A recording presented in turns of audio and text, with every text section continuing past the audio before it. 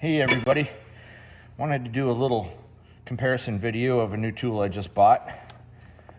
The Milwaukee Fuel brushless high-speed 3/8" ratchet. I've had the old one for quite a while. Use it a lot. It's kind of my go-to tool for just about everything. I don't even hardly use a manual ratchet anymore. Both claim to be about 35 foot-pounds. They're pretty close in size, as you can see.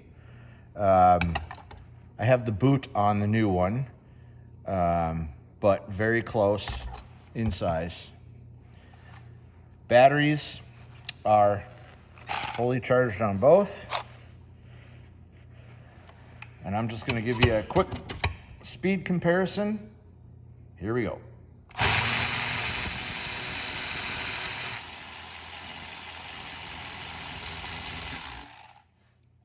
Crazy fast.